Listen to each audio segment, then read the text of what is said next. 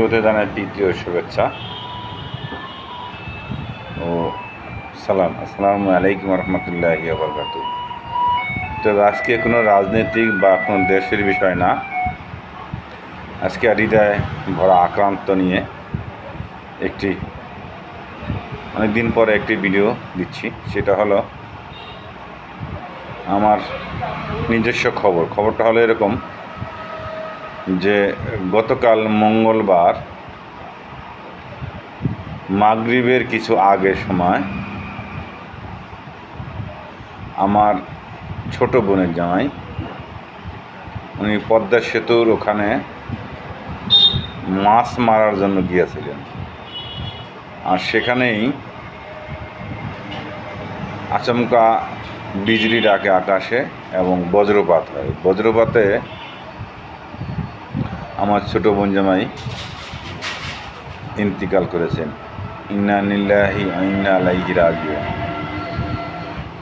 তবে বেশি কথা বলতে পারবো না, এই জন্য বুঝতেই পারতেছেন যে এত মন মানসিকতা কতটুকু সুস্থ আছে, আর নিজের ঘনিষ্ঠজন মারা গেলে মন মানসিকতা কতটুকু সুস্থ থাকে এটা মোটামুটি সকলেই অভিজ্ঞতা বা তাদের ধারণা বা ধ্যান জানে। তো যাই হোক, আমার সে ভগ্নিপতির বাড়ি হলো বিক্রমপুরে,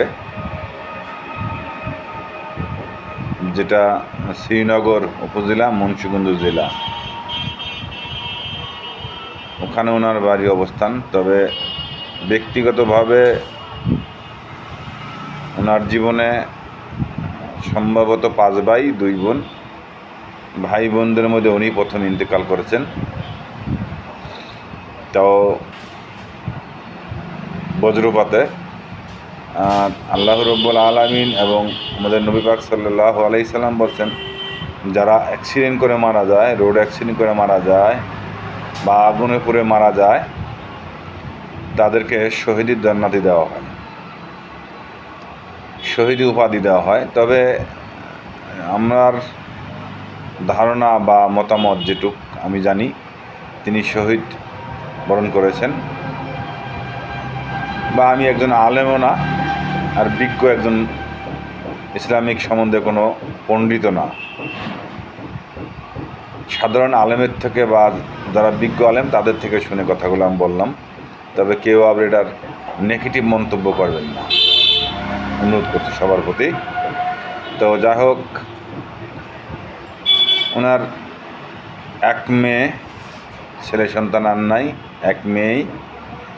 সবাই ওনার জন্য দোয়া করবেন, উনি যেন জান্নাত নসিব দান করেন। আর আমার বোনের জন্য আর ভাগ্নির জন্য সবাই দোয়া করবেন বেশি বেশি করে, যাতে ওনারা এই সুখ সমৃদ্ধি কাটে উঠে আল্লাহ ওনাদেরকে ধৈর্য দান করার মতো ক্ষমতা দেন। তো যাই হোক, আমি যখন খবর পাই তখন রাত প্রায় 10টা বাজে। তবে আমি উত্তরবঙ্গে থাকি, জয়পুরহাট জেলাতে। যে কোনো কারণবশত টিকিট সংগ্রহ করতে পারি নাই, এজন্য আমার নসিবে তার লাস্টুক দেখার মতো সমর্থন বা ক্ষমতা হয় নাই।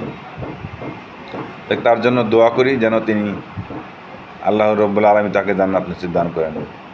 তবে সবাই দোয়া করবেন, আর আমার এই ভিডিওটা বেশি বেশি করে শেয়ার করে দেবেন, যাতে উনি অন্তত সবাই দোয়া করলে অন্তত এই দোয়ার উসিলাতে আল্লাহ যেন ওকে, যদি ব্যক্তিগত জীবনে কোনো গুনাহ বা কোনো বড় ধরনের যদি অপরাধ করে থাকে, তাকে যেন আল্লাহ মাফ করেন।